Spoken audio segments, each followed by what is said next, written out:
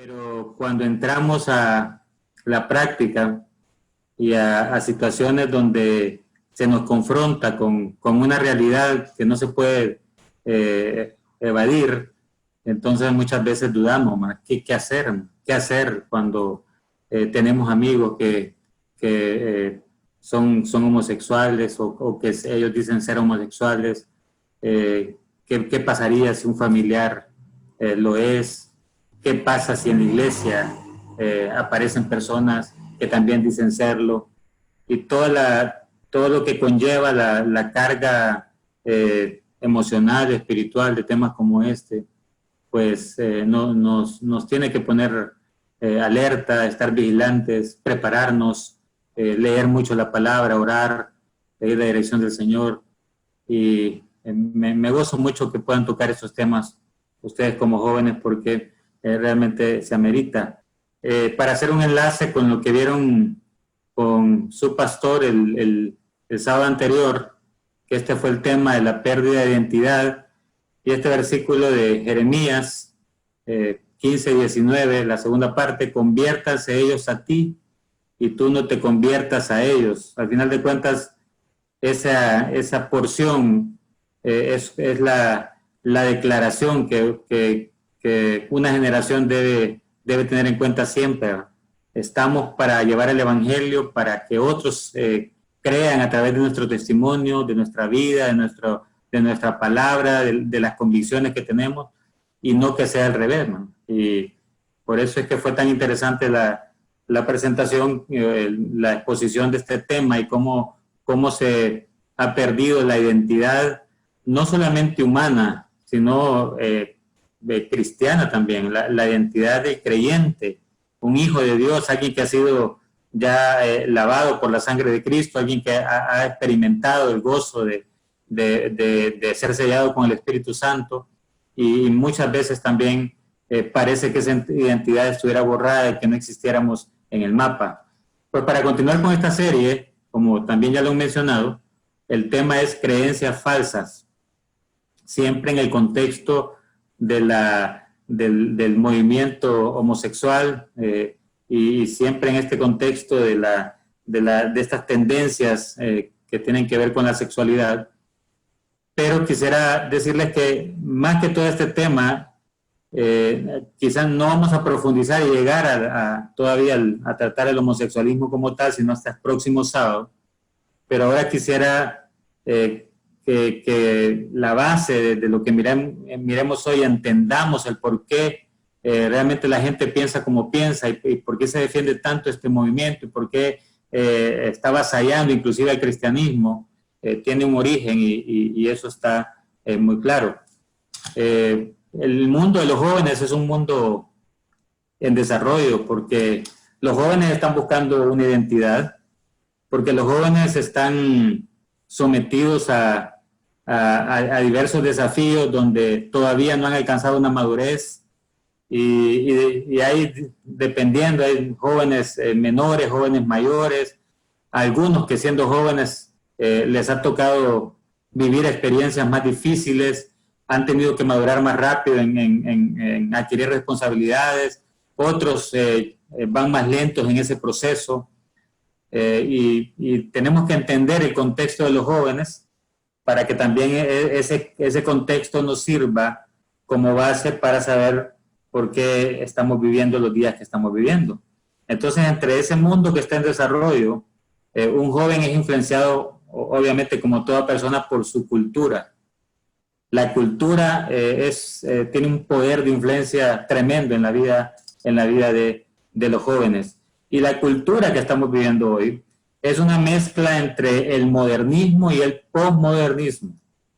Es una mezcla porque, aunque el posmodernismo ya está instalado, el posmodernismo viene de los países occidentales, es decir, que ahí es donde inició el posmodernismo y es donde está ya afianzado.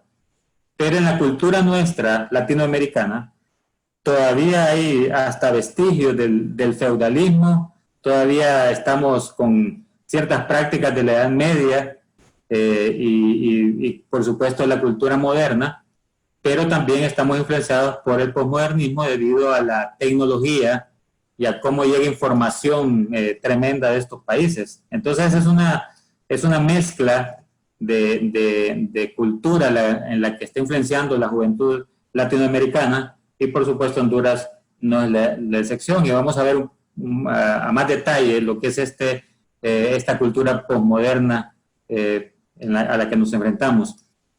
También la iglesia es el mundo religioso.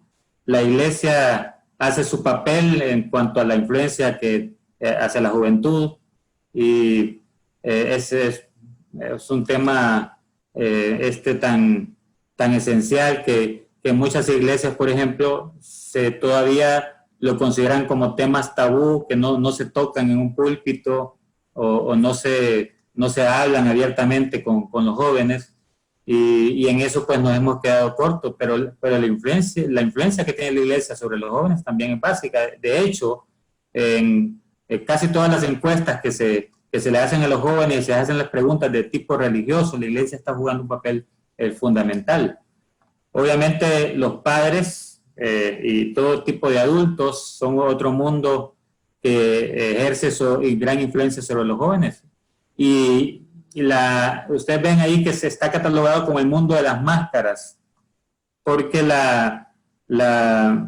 los adultos o los padres o aquellos que son mayores que ejercen influencia sobre los jóvenes, muchas veces lo hacen desde un plano de la teoría, pero no del ejemplo, de la práctica. Entonces llegan a ser catalogados por los jóvenes como el mundo de las máscaras, es decir, lo que dicen, tipo los fariseos, que el Señor Jesucristo les hizo esa advertencia a los discípulos, y les dijo, bueno, de los fariseos, lo que ellos digan, eso hagan, pero no hagan como hacen, porque lo que hacen no tiene nada que ver con lo que dicen. Y esto pasa también con la juventud de hoy. La juventud de hoy cataloga a los adultos como mentirosos, no ven en ellos el ejemplo a seguir, y dicen, bueno, inclusive ya decir, mi papá tiene una máscara para ir a la iglesia, ya se comporta de una manera, pero aquí en la casa, si lo conocieran, difícil, nadie lo creería. Y los jóvenes son buenos para juzgar en eso, son bien acuciosos y son bien críticos. Y así como dicen que la iglesia simplemente es religión, también dicen el mundo de los adultos es un mundo de máscaras. Y Dios, por supuesto, pero para los jóvenes de hoy, Dios vive en un mundo distante, es un Dios distante. La experiencia, la presencia de Dios en la vida de los jóvenes es algo que no está arraigado, no es algo que los jóvenes puedan con certeza decir, realmente yo sé que adoro y creo en un Dios vivo, verdadero, alguien que me escucha, alguien que realmente está pendiente de mí. Esa experiencia, esa madurez de conocer a ese Dios, la juventud no la tiene muy clara, porque precisamente no es muy estudiosa de la palabra, y al no ser muy estudiosa de la palabra no puede conocer el carácter y la esencia de ese Dios, y por lo tanto su Dios es bastante distante.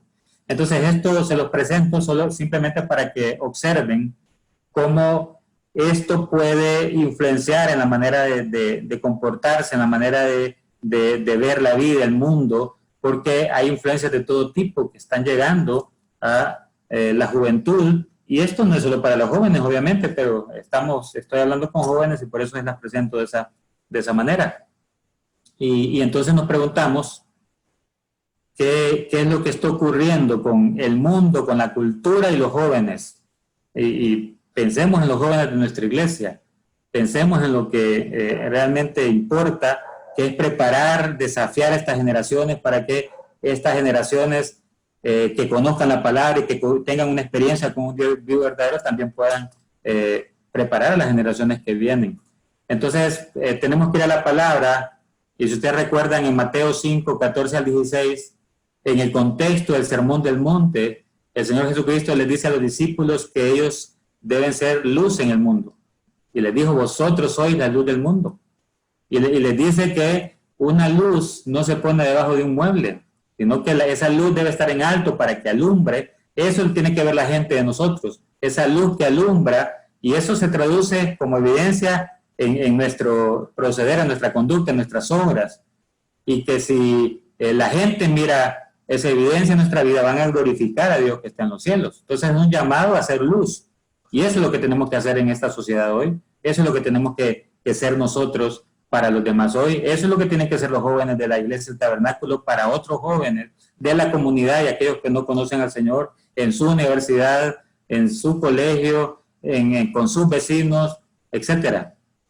Y también, si ustedes recuerdan, Romanos 12, 1 y 2 dice: así que hermanos, os ruego, Pablo le está hablando a los cristianos en Roma, os ruego por la misericordia de Dios, que presentéis vuestros cuerpos en sacrificio vivo, santo, agradable a Dios, que es vuestro culto racional.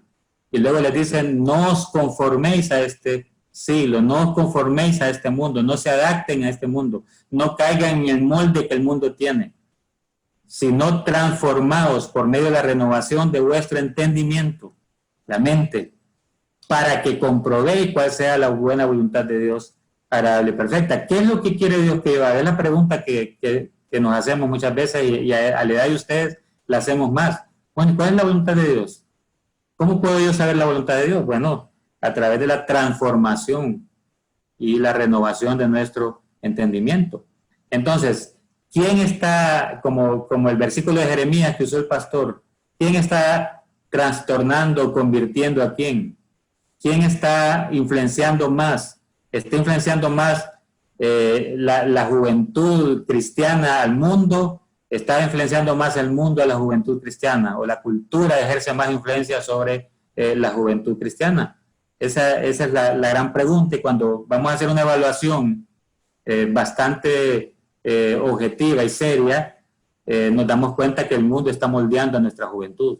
La cultura está moldeando a nuestra juventud, no la palabra de Dios, no la iglesia, no la educación que los padres dan, sino que la cultura, el mundo, está ganando la batalla porque está moldeando a nuestra juventud, y por eso no debe ser sorpresa para nosotros que vemos un joven que tiene conocimiento de la palabra, que se ha criado en un hogar cristiano, que va a una iglesia, que si le preguntan si es salvo le va a decir que sí, si ora le va a decir que sí, pero que su actuación y su manera de proceder es de acuerdo al mundo y a la cultura.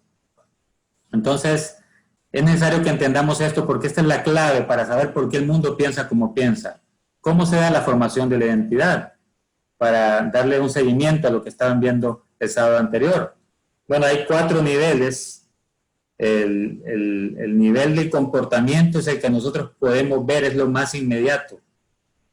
Pero para poder entender por qué una persona se comporta como se comporta, primero tenemos que entender todo el trasfondo, y por eso está así como una manera de pirámide, porque apenas el comportamiento es la punta del iceberg. Lo que uno ve simplemente es lo que sale, pero bajo o en el fundamento está todo lo que realmente es la causa, la raíz, la explicación que yo voy a entender.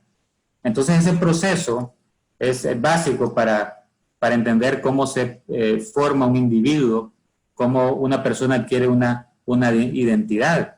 Entonces, en el primer nivel ustedes ven que están las relaciones.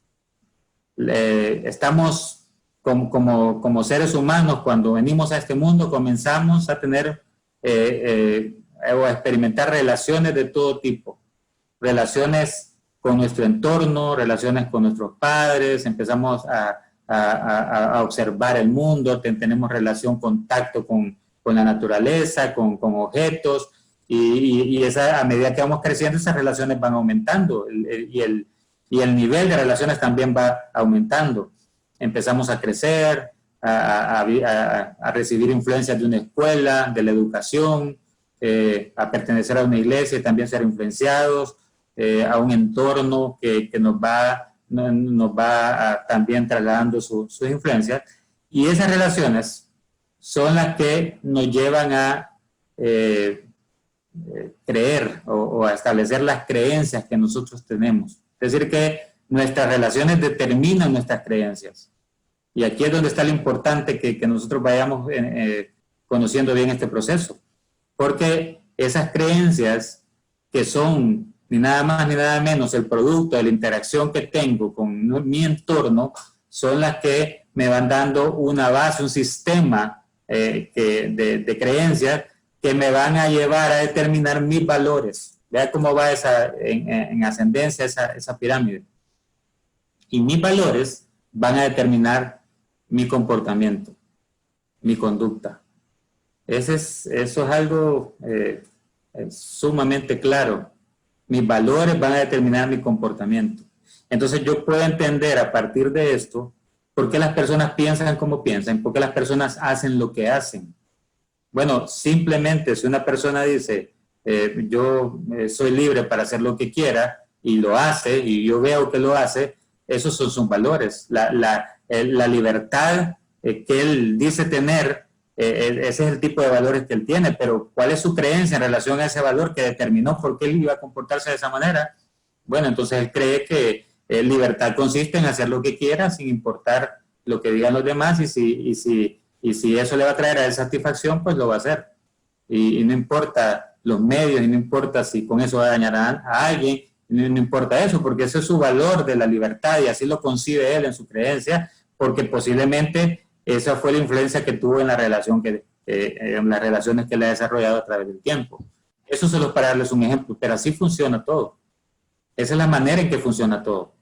Ese es el gran esquema o el proceso en la formación de la identidad. Por lo tanto, estimados jóvenes, nosotros podemos juzgar el comportamiento. Es lo que veo. Y eso es lo que una escuela del pensamiento hacía, que era el conductismo, una escuela de educación, que era el conductismo, que todo lo enfocaba a la conducta. Pero toda conducta tiene una causa y toda conducta viene por algo, hay una raíz. Si usted ve el comportamiento de un niño, por ejemplo, que está llorando, eso es lo que usted ve. Y si porque está llorando usted ya quiere corregir que no llore, sin entender por qué está llorando, cuál es la causa, entonces usted está dejando por fuera lo más importante. Por eso el gran consejo para los padres es que cuando quieran o cuando vean que hay un comportamiento, una conducta que deben corregir, tienen que llegar al corazón del niño y no solamente a lo que se ve superficialmente, porque podrán corregir la conducta de manera temporal o momentánea, pero no van a corregir la raíz, y más adelante se va a seguir experimentando ese tipo de comportamiento. Y eso ocurre entonces en cualquier instancia donde hagamos un análisis del por qué las personas actúan como actúan. ¿Estoy siendo claro? ¿Están entendiéndome, muchachos?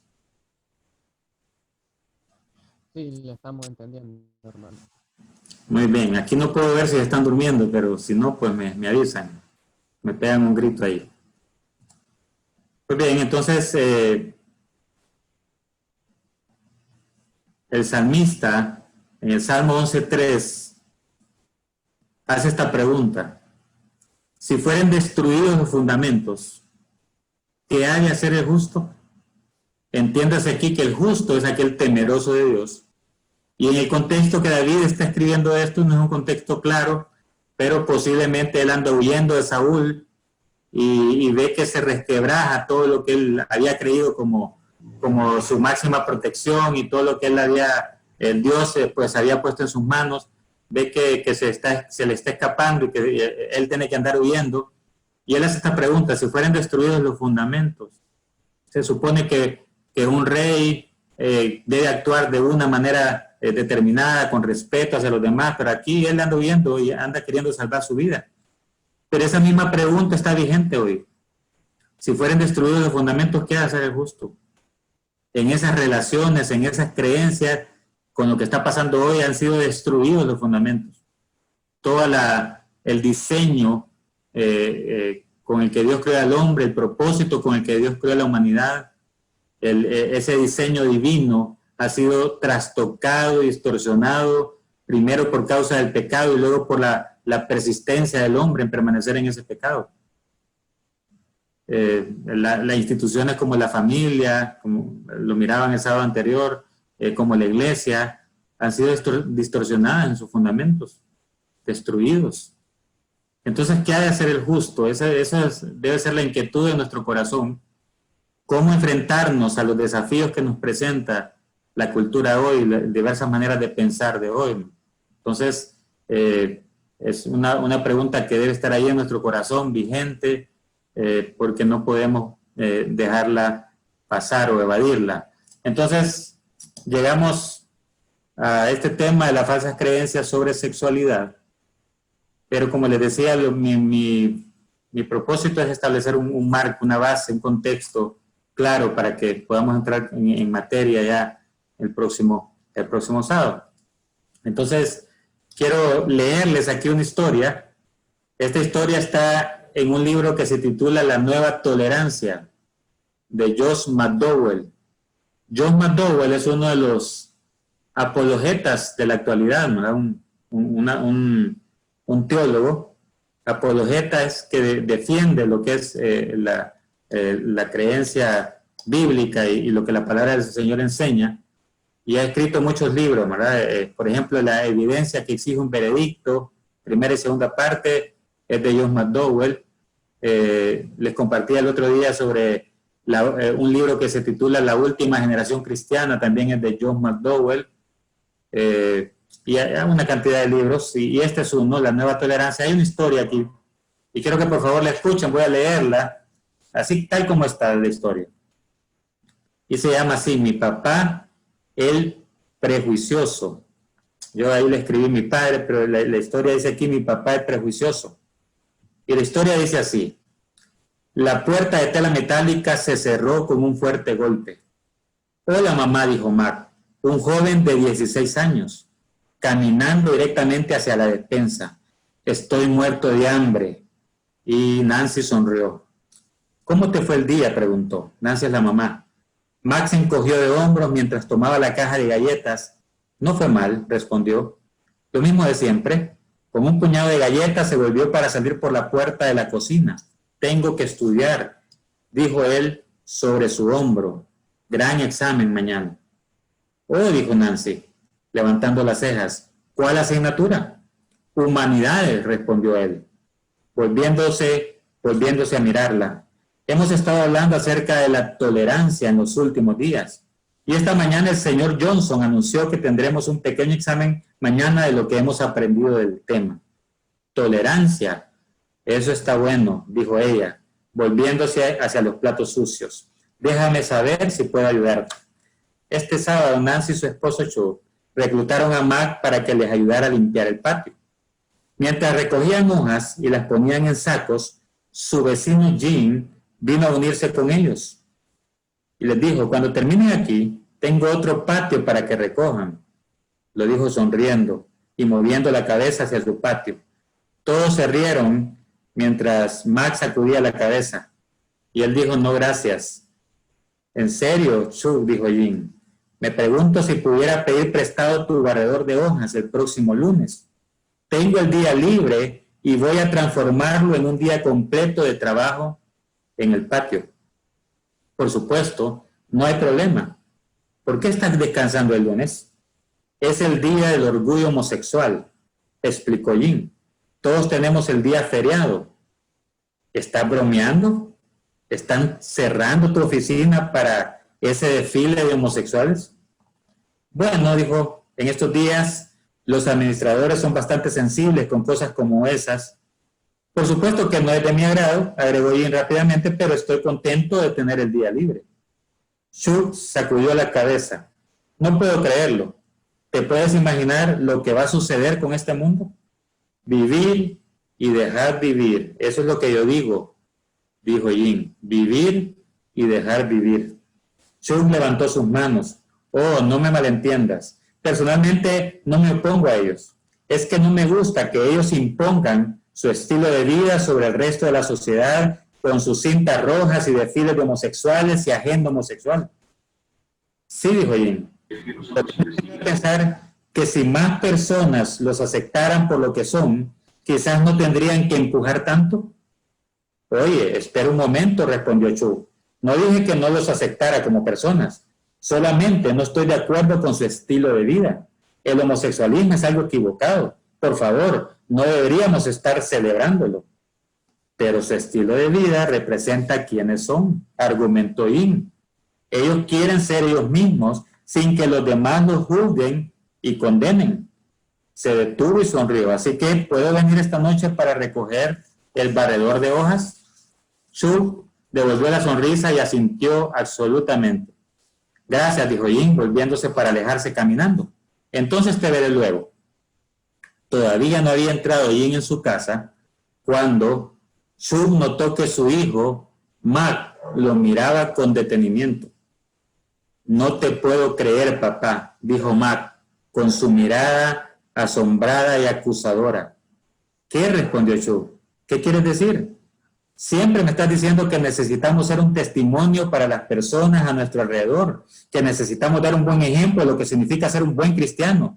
Y entonces hablas así a nuestro vecino. Shub se asombró. ¿De qué estás hablando? Todo lo que dijiste, interrumpió Mac, fue que las personas no debían tener el derecho de vivir y creer como lo desean. Pero ¿no es eso lo que dice el cristianismo? Amar y aceptar las personas tal y como son. ¿No es eso lo que dice la regla de oro? Tratar a los demás de la manera que desea ser tratado. No debe ser tratado con respeto, porque si lo deseas, entonces tienes que tratar a las demás personas de la misma manera. Shub quedó anonadado. Su hijo nunca le había hablado así antes. Por supuesto que necesito tratar a las demás personas con respeto, dijo él, y lo hago. Pero eso no quiere decir que necesito estar de acuerdo con sus creencias y apoyar su estilo de vida. Hay una diferencia, ¿sabes? ¿De veras la hay?, preguntó Mac. ¿De veras la hay? ¿Puedes de veras decir que aceptas y respetas a alguien si catalogas sus creencias como erróneas y llamas a su estilo de vida inmoral? Piénsalo, papá. No tiene sentido. ¿Cómo puedes llamarte un cristiano y ser tan intolerante? ¿No es eso exactamente lo que la Biblia nos manda que seamos? No lo comprendes, Mac, continuó Shub. Decir a las personas lo que la Biblia dice acerca de sus estilos de vida no es ser intolerante. Me has oído decirlo antes, hijo. Odiar el pecado pero amar al pecador. Eso es lo que estoy tratando de decir. Y Mac sacudió la cabeza. Papá, ¿qué salida más fácil? Estás siendo tan justo en tus propios ojos y juzgador. Suenas como uno de los fariseos de la Biblia con los cuales Jesús siempre se enfadaba. Si el estilo de vida y las creencias de alguien no se alinean con los tuyos, tú estás bien y ellos mal. Si eso es ser intolerante, entonces no sé lo que es. Si eso no es ser intolerante, entonces no sé lo que es. Volviéndose a su madre, quien estaba parada con la boca abierta al lado de ellos, Mac declaró: no puedo creerlo, mi propio padre es un prejuicioso. Tiró al suelo la escoba y se fue caminando hacia la casa. Bueno, esta es la historia y este es el contexto de una historia que se está repitiendo cada vez más en nuestra sociedad, en nuestras culturas. Un hijo que fue criado en un hogar cristiano, un hijo que tenía conocimiento de la palabra, pero es un hijo que está altamente influenciado por la educación que está recibiendo en su universidad. Está llevando una clase que se llama Humanidades.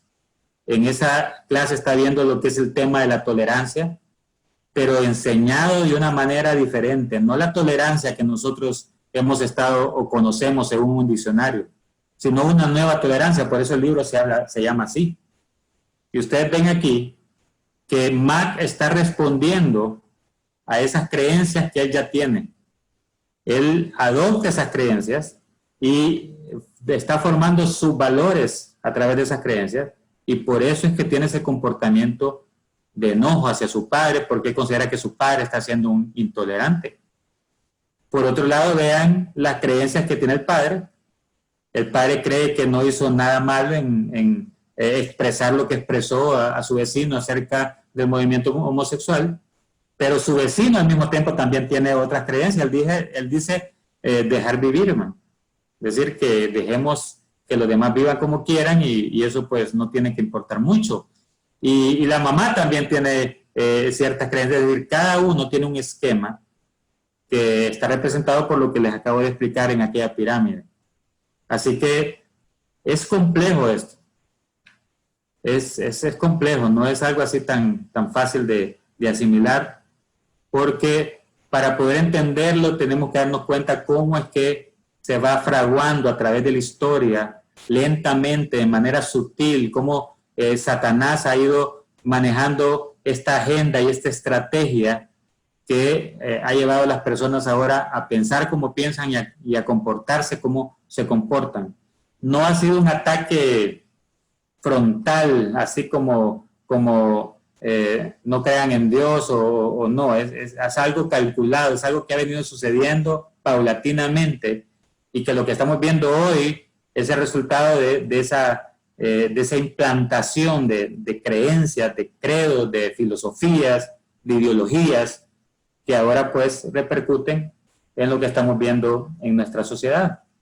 De manera que, como les había dicho, estamos ante la influencia de dos maneras de ver el mundo, la modernidad y la posmodernidad.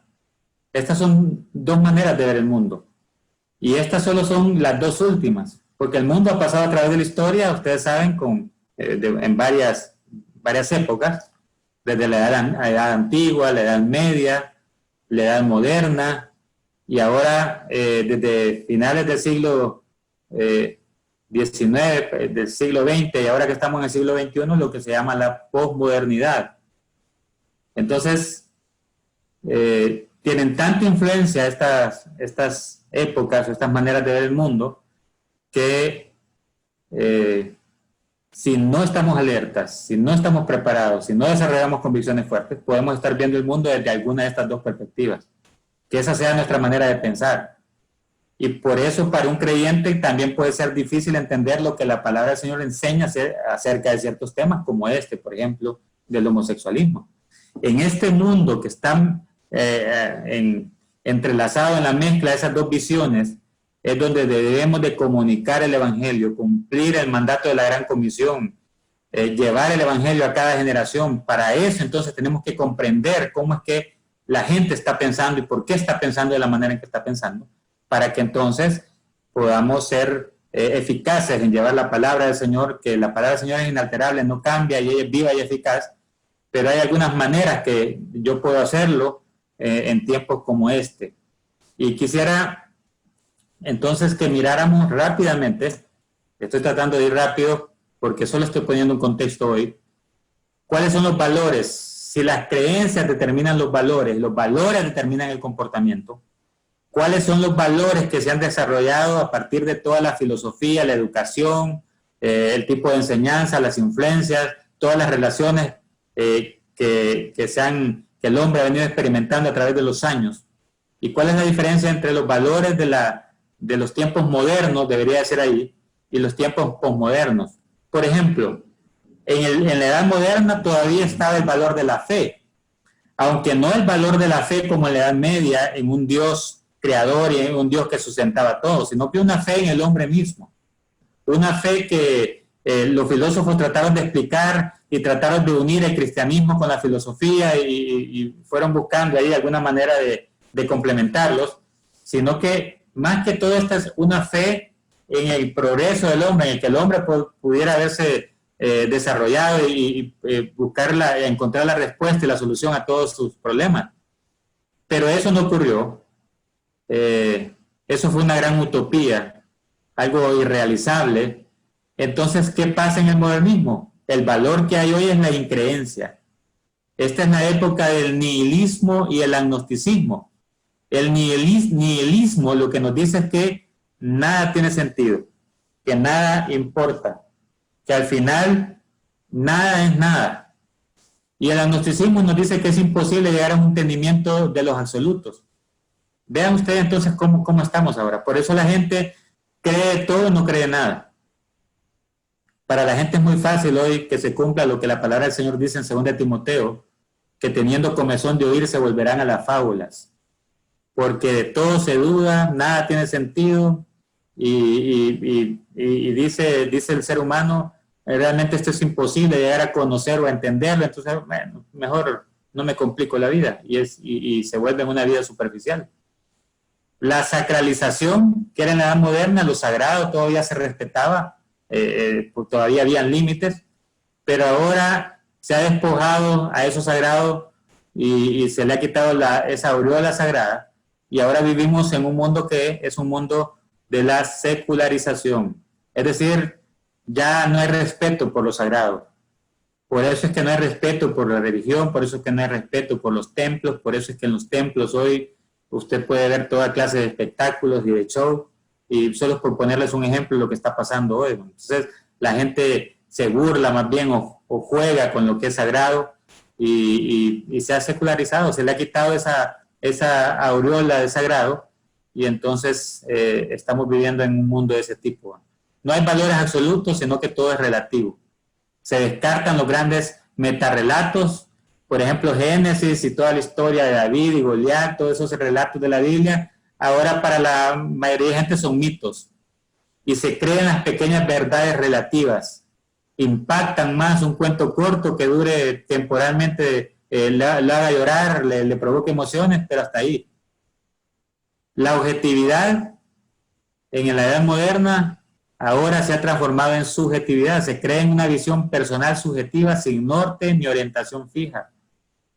La objetividad, acuérdense que era base fundamental de la ciencia y de la razón, que es lo que sigue más adelante, pero ahora la subjetividad ha ganado terreno y entonces es lo que yo pienso, lo que está en mi interior, no lo que yo pueda ver o lo que el mundo me diga que es verdad, sino lo que yo creo. Tengo que buscar en mi ser interior donde está la verdad. Y usted sabe que en nuestro ser interior yo puedo tener muchos pensamientos y sentimientos muy subjetivos. En nuestro himno nacional está el altar de la diosa razón, que eso fue lo que sucedió con la Revolución Francesa y la Revolución Industrial en la Edad Moderna, pero ahora prevalece más que la razón el sentimiento. El centro de la moral y de la persona son los sentimientos y los gustos individuales.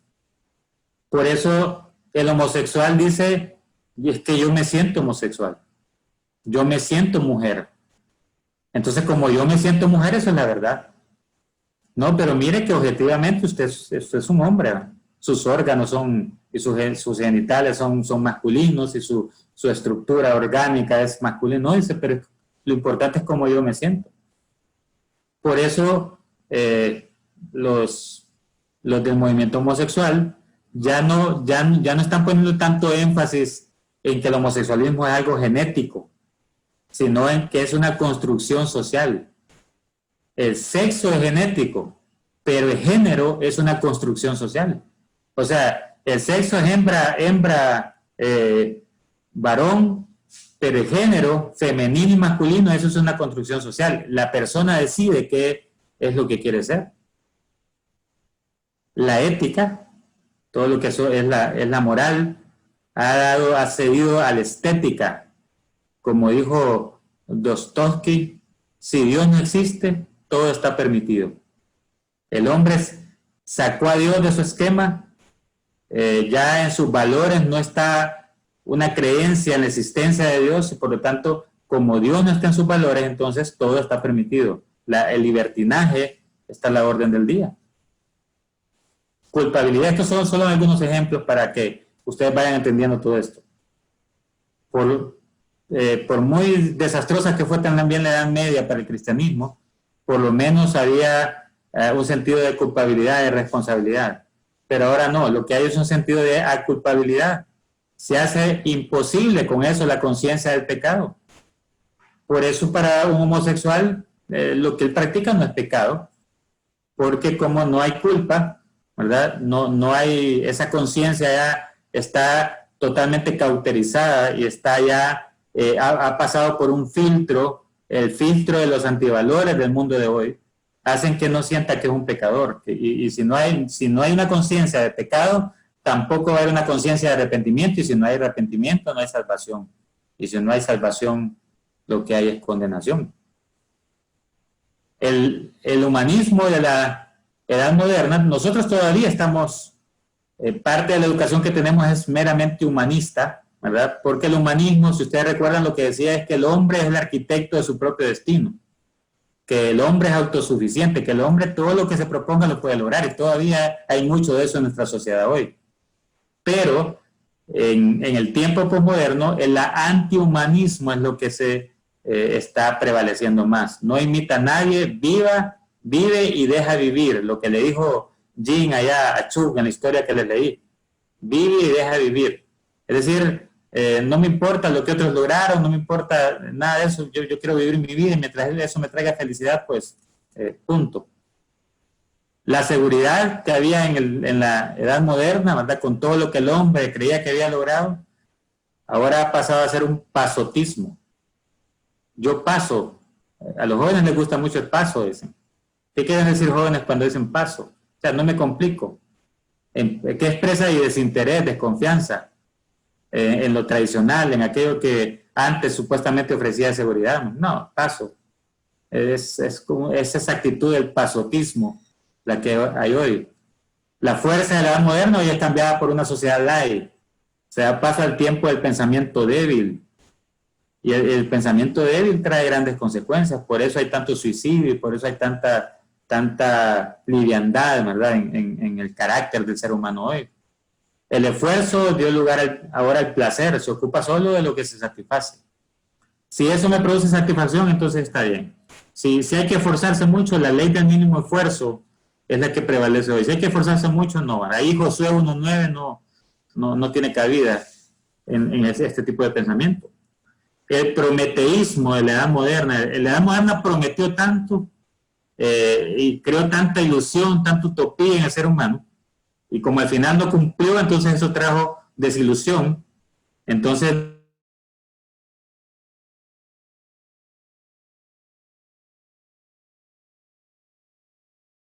ni creo en mis padres, ni creo en la sociedad, ni en los gobiernos, en nada. Y soy crítico de eso porque lo que me interesa a mí es lo mío, mi realización personal.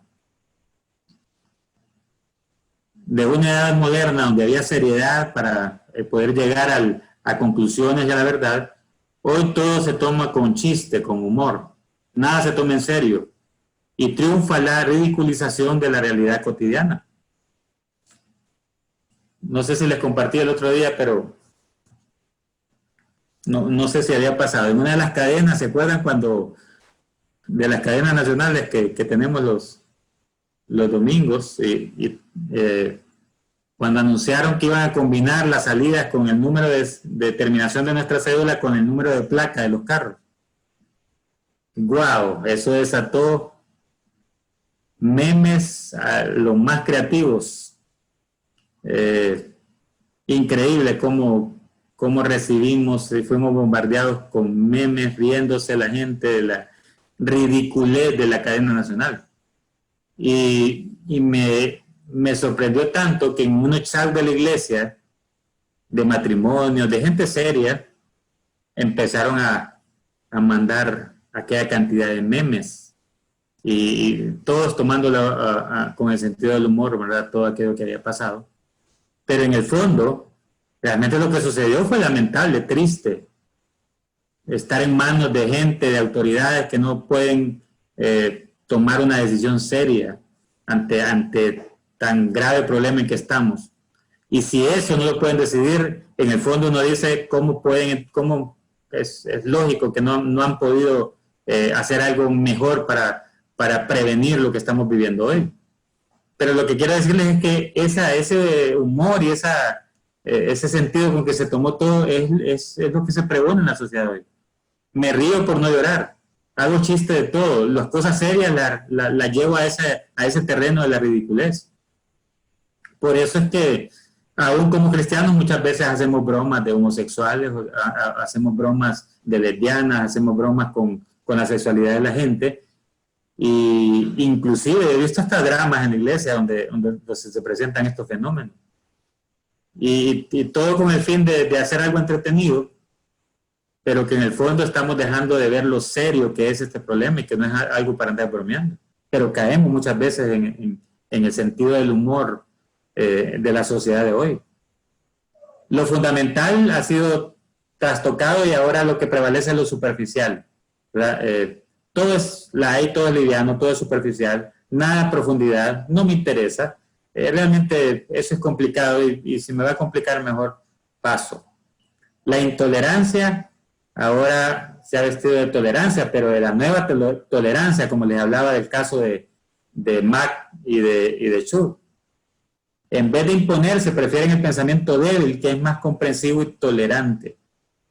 Entonces no confronto con... ¿Para qué le voy a...? Tengo amigos que son homosexuales, ¿para qué les voy a hablar de lo que la Biblia dice? ¿Para qué los voy a confrontar con eso?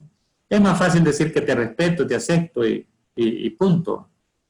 Pero la nueva tolerancia no solamente usted quiere que usted acepte a los homosexuales y a los que tienen conductas que son conductas de pecado, sino que quiere que los apoye, quiere que usted los apruebe tal como son. Ese es otro nivel de la nueva tolerancia. También está la formalidad y la informalidad. Hoy no se preocupe por ser bueno, ni tampoco por parecerlo, lo que importa es que usted sea feliz. ¿Ven? Ser feliz. Entendamos que eso es lo que la gente busca, la comodidad, el bienestar, la felicidad, lo que le traiga el mínimo esfuerzo, aquello que no sea tan complicado, lo light, lo liviano. Y así vivimos el cristianismo, porque todo ese tipo de pensamientos ha sido arrastrado a la iglesia, y así vive el cristiano hoy también. Antes era lo necesario, ahora es lo accesorio. Se vive en el imperio de lo efímero, en la lógica de la moda. Entonces, por eso es que tenemos una sociedad altamente consumista, que solo ve un anuncio y ve que sale el último celular, el último grito de la moda en celulares, y ya quiere tenerlo. Y eso va a ser por un tiempo mientras salga el otro. Todo efímero, temporal, todo es accesorio, no necesario. No, realmente, jóvenes, esa es la sociedad en la que usted y yo estamos viviendo. Y este tipo de pensamiento posmodernista se está acentuando cada vez más. Y eso explica por qué la gente piensa como piensa y por qué la gente actúa como actúa. Estos son algunos tópicos nada más que yo quise traerles para que ustedes entiendan bien a qué nos estamos refiriendo. Entonces vemos esos dos mundos, la modernidad, donde el hombre prometió mucho, donde el hombre quiso ser autosuficiente, donde la revolución industrial, la revolución francesa, igualdad, el hecho del progreso del hombre, todo eso fueron utopías, ¿verdad? La libertad, la ciencia, el progreso, todos son los tópicos, y ahí aparece Dios y el deísmo. ¿Por qué? Porque mientras que en la Edad Media se creía en ese Dios creador y el Dios que estaba, el Dios providente, el Dios que llevaba los siglos de la historia, en la modernidad se sigue creyendo en Dios, pero no es ese Dios que lleva los siglos de la historia, sino que el Dios que creó, pero que no interviene en la historia.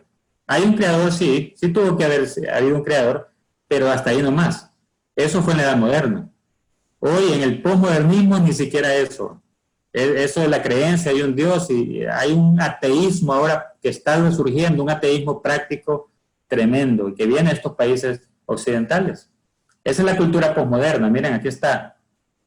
Los ideales tachados, la razón, la ética, todo eso muerto. ¿Qué prevalece ahora? Narcisismo, lo transexual, la moda, el sentimiento. Eso es lo que gobierna la época en que usted y yo estamos viviendo. ¿Qué es lo que ha ocurrido entonces? Lo que Pablo explica en Romanos 1. El hombre cambió la verdad de Dios por la mentira, porque no quisieron sujetarse a Dios. No, el hombre no quiere que alguien rija su vida, él quiere tener la libertad para hacer lo que él quiere, no quiere darle cuentas a nadie. Entonces lo que hizo el hombre fue cambiar la verdad de Dios y prefirió volcarse a hacer estatuas, ídolos, simplemente para no tener que darle cuentas a un Dios vivo y verdadero. Entonces eso fue lo que empezó a ocurrir. Todo Romanos 1, del 14 en adelante, es una explicación, y también con el pastor lo estaban viendo ustedes el sábado pasado. Eso es lo que ha ocurrido con la humanidad. Por eso es que se han trastocado todos los valores, porque el hombre ha aceptado como creencia o ha querido creer en lo que a él le conviene o le ha parecido más aceptable para llevar la vida que él quiera llevar.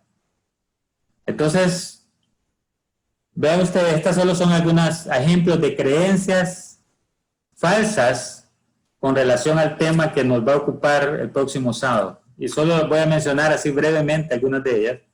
Por ejemplo, la orientación sexual es un don de Dios. Entonces, como es un don de Dios, lo que están diciendo es que nacieron ya con esa orientación sexual. Y si nacieron con esa orientación sexual, entonces lo que Dios quiere es que la disfruten a plenitud. Ahora, hay un aspecto de verdad, de mentira, una verdad que si hay un aspecto de verdad o mentira en algo, es falso, es mentira. O es verdad de manera absoluta o es falsa. Entonces, obviamente que Dios en su diseño original creó al hombre a su imagen y semejanza, y no solamente en la parte física, genética, orgánica, sino también lo creó como un ser moral. Y el ser moral del hombre es un atributo que viene de Dios mismo. Por lo tanto, todo lo que va en contra de la naturaleza establecida por Dios es pecado. El pecado, como ya lo definimos la vez anterior, es todo acto deliberado en contra de la voluntad de Dios. Entonces, cuando el homosexual o el del movimiento homosexual dicen que como es un don de Dios, entonces Dios quiere que ellos disfruten su sexualidad al máximo, entonces debían de limitarse al diseño de Dios. Pero como muchos de ellos dicen que es genético, y vamos a tocarlo en los varones hablamos un poco de ese tema con Carlos, pero realmente, jóvenes, no hay ningún estudio, escuchen bien esto, no hay ningún estudio serio, totalmente comprobable, que puedan presentarlo como una evidencia de que el homosexualismo tiene un determinismo por la genética. No hay ninguno. Todos han sido estudios y todas son conclusiones especulativas. De manera que por eso es que ya casi no están utilizando ese argumento. Porque no tienen ninguna forma, no hay tal gen del homosexualismo, no hay nada genético comprobable que lo puedan presentar como una evidencia que diga que el homosexualismo se trae a nacer. No hay nada. Están todos los estudios ahí realizados, todas las especulaciones, pero los mismos autores, los mismos científicos se han encargado de decir en sus conclusiones, pero esto no es evidencia porque en muchos de los casos fallaron en los controles que hicieron y fueron muestras sesgadas, parcializadas, y no hay nada que pueda decir genéticamente una persona nace homosexual. Vamos a ver un poquito más de eso el próximo sábado. Otra de las grandes mentiras es que la práctica homosexual es un derecho. Lo que están haciendo hoy y lo que han trasladado al mundo a través de los derechos humanos es una de las grandes aberraciones del hombre, simplemente por darle cabida a grupos o movimientos como este que se basan en exigir derechos. Yo tengo el derecho de practicar lo que yo quiera practicar. No, usted tiene derechos como ser humano. Una cosa son los derechos del ser humano, que todo ser humano tiene, independientemente de cualquier cosa, y otra cosa son exigir derechos de comportamiento. Eso es otra cosa. La moral se rige por lo natural y no por lo que el hombre puede decir. Pero entonces, como esto no lo pueden discutir y no pueden tener una base para poder hacer, lo que han hecho es trastocar las leyes humanas. Pero que el hombre legisle, que diga que dos homosexuales se pueden casar, o que diga que pueden adoptar hijos, o que diga que un niño tiene derecho a decidir si quiere tener relaciones sexuales con un adulto, que es la pedofilia, que ya entró también en todo este movimiento, eso no quiere decir que sea algo que sea bueno y que sea aprobado por Dios, porque es antinatural, porque la moral no se rige por las leyes civiles, sino por lo que Dios estableció desde un principio de la creación. También vamos a hablar de esto, entonces, un poquito más el próximo sábado. La condenación es otra de las mentiras con que las falsas creencias con que el homosexualismo quiere implantarse. La condenación de la práctica homosexual del Antiguo Testamento ya no está vigente. Es decir, el argumento es porque no quieren dejar de usar la Biblia. Ustedes saben que los homosexuales inclusive ya tienen su propia Biblia, con todos sus colores y con una redacción ya adecuada a lo que ellos piensan. Pero uno de los argumentos que han presentado a través de los tiempos es que el Antiguo Testamento ya no puede ser usado para decir que el homosexualismo es un pecado que está condenable, porque el Antiguo Testamento ya no está vigente. Ese argumento, pues, es muy fácil de desmentir, simplemente porque el Antiguo Testamento no tiene vigencia en lo que respecta a lo ceremonial, pero en lo moral sigue siendo vigente. No tiene vigencia en cuanto a aquellas leyes que fueron dadas específicamente para el pueblo de Israel en cuanto a lo ceremonial, como leyes higiénicas, como leyes que tenían que ver con la forma de presentar sacrificios. Todo eso fue anulado, por supuesto, por el nuevo pacto. Sin embargo, lo moral continúa. Por eso el Señor Jesucristo les dijo a los religiosos: yo no he venido para abrogar la ley, sino para cumplirla. Y es importante que entendamos eso. Por ejemplo, los 10 mandamientos siguen teniendo vigencia porque los 10 mandamientos son morales, no son rituales ni ceremoniales. Si no entendemos esa diferencia, por supuesto que nos podemos confundir. Entonces ellos tratan de poner un argumento que realmente no tiene cabida. El sexo está determinado por la genética y el género es una construcción social. Eso les estaba explicando, que ahora el argumento es, bueno, sí, hay un sexo que dice que es hembra o macho, pero lo más importante es el género, y el género es una construcción social, es decir, tiene que ver con el sentimiento, tiene que ver con ese entorno, y si yo me siento mujer, entonces yo soy mujer, y no hombre.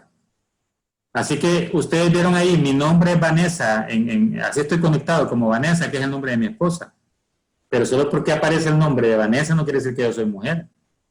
Pero ellos dicen que la cuestión es una construcción social, entonces ellos se ponen nombre de mujer, ellos se visten como mujer, y estas personas adoptan toda la estructura externa de mujer, y para completarlo pues se hacen también cirugías y en lo físico, pero eso orgánicamente no lo van a poder cambiar.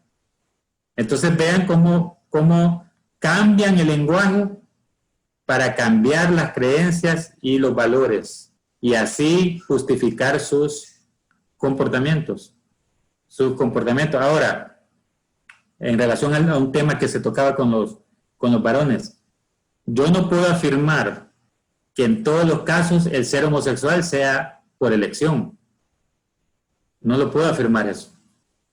Porque aunque el movimiento como tal es un movimiento perverso, movimiento homosexual, de lésbico, homosexual y todas las letras que lleva, es un movimiento perverso que Satanás ha usado para implantar una ideología y una manera de vivir diferente. Pero obviamente que hay muchos factores que han llevado a una persona a creerse homosexual o a tener prácticas homosexuales que no eligió, que no fue porque las eligió, hay factores, pero el hecho de que hayan factores que aunque él no los haya elegido, quiero que esto lo entiendan, no quiere decir que no los pueda superar. Y ahí es donde está el punto.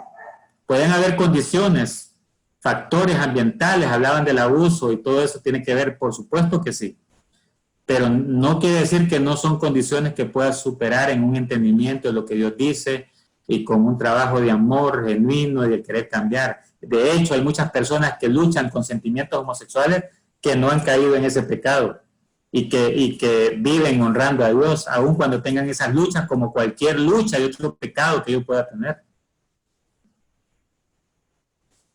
Los homosexuales o este movimiento dice que los cristianos somos prejuiciosos e intolerantes, homofóbicos.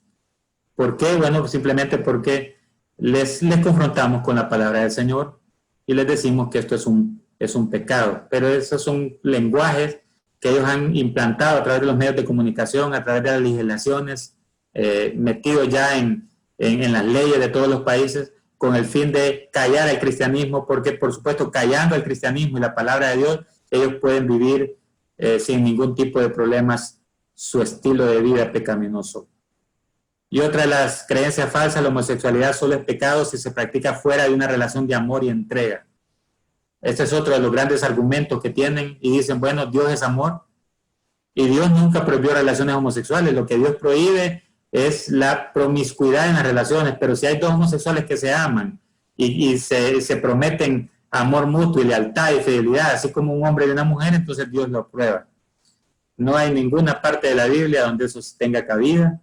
El hecho está en que hay un diseño divino y el trastocar ese diseño divino es también ir en contra de la voluntad moral, natural de Dios, y vamos a hablar a profundidad sobre eso también en el próximo sábado. ¿Qué he querido hacer hoy, jóvenes? Que ustedes tengan un panorama del por qué Hay prácticas como el homosexualismo hoy que se han convertido más que en un pecado individual, porque como pecado individual es como cualquier otro pecado. Pero son un movimiento ahora, a través de ese pecado, que están implantando una dictadura, una ideología. Pero esa ideología, esa dictadura viene por el trastocar primero valores.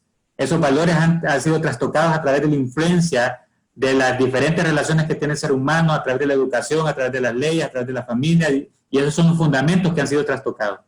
Por eso el hombre actúa como actúa y el hombre piensa como piensa. No solamente en cuanto a homosexualismo, sino que en cuanto a todo lo demás. Así que puedo señalar estos puntos así rápidos. La sociedad de hoy y el homosexualismo. La sociedad moderna se alejó de Dios, y donde no hay un dador de la ley, las personas concluyen que están libres para hacer lo que piensen y que está bien a sus propios ojos. Entonces, no hay Dios, no hay un dador de la ley, no hay alguien que me vaya a fiscalizar, por lo tanto soy libre, y como soy libre, pues nadie me puede impedir hacer lo que yo quiera hacer. Si no hay Dios, entonces todo es permisible, como dijo ya Dostoyevsky en su famosa novela Los hermanos Karamazov, que ya lo vimos ahí. Si Dios no existe, entonces todo es permitido. Como consecuencia de lo anterior, los límites sociales desaparecieron porque ya no se considera que existan los absolutos.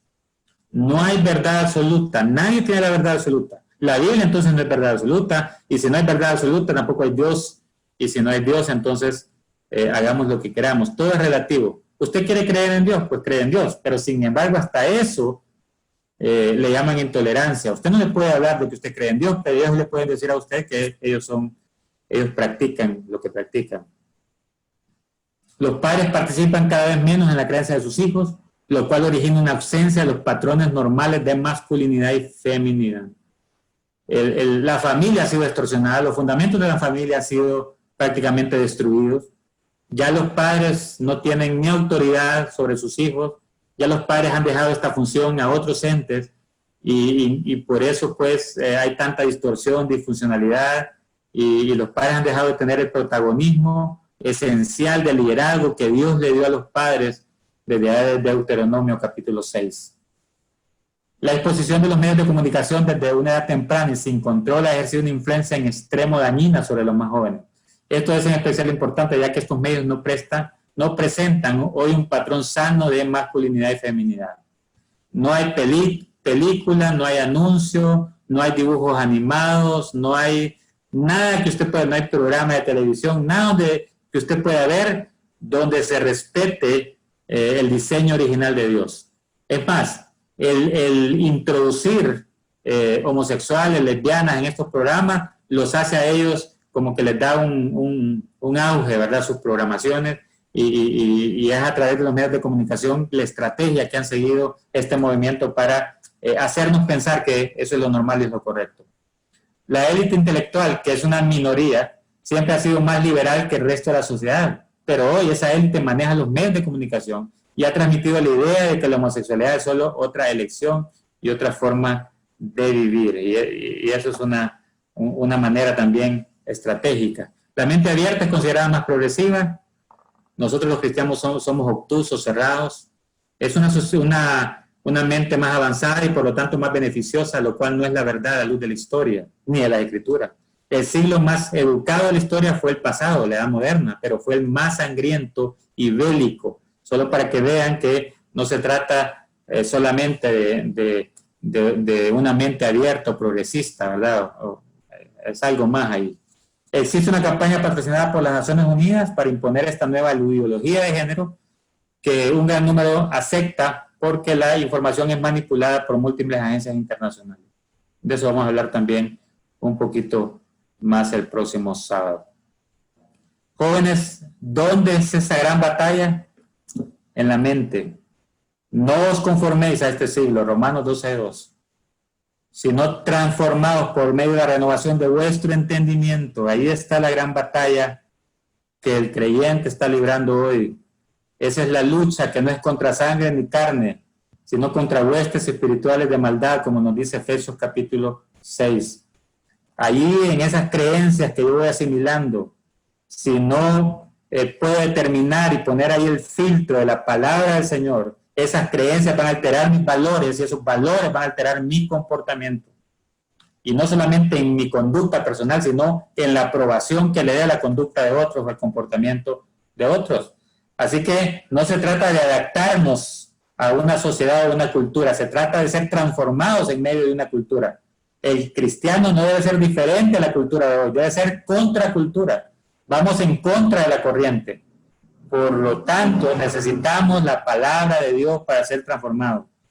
Esa palabra del Señor nos lleva a un arrepentimiento de pecado y cambia nuestra manera radical de actuar. Esa es metanoia, lo que significa arrepentimiento, volverse hacia Dios. Y eso es lo que el hombre necesita hoy.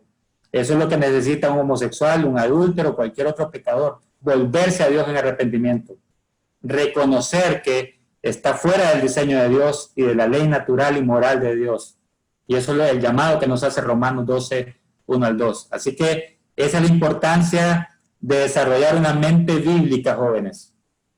No podemos desarrollar una mente bíblica si no es estudiando la palabra del Señor, viviendo en esa palabra, meditando en esa palabra de día y de noche.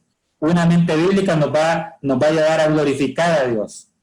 Por eso Pablo le dijo a la iglesia de Filipenses, en esto pensar, en todo lo puro, todo lo honesto, todo lo que es de buen nombre, si hay virtud alguna, si hay algo digno de alabanza, en esto pensar. Y usted recuerda lo que dice el Salmo 1.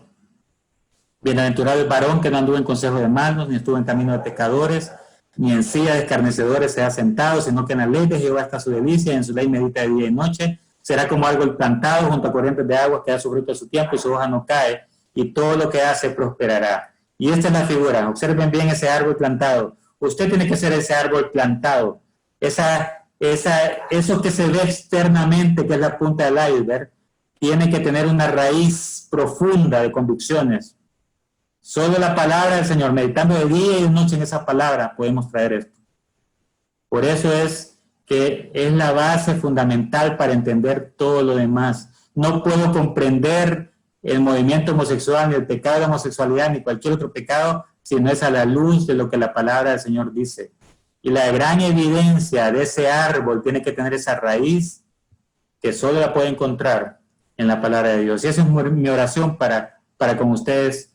Eso es lo que yo le pido al Señor, que como una generación de jóvenes estén arraigados con profundas raíces en su palabra y que esas convicciones no sean removidas ni por cualquier viento cultural o doctrinal o de lo que sea que venga a este mundo, y que su fruto sea un fruto que permanezca para siempre. Eso es lo que quisiera pues para ustedes y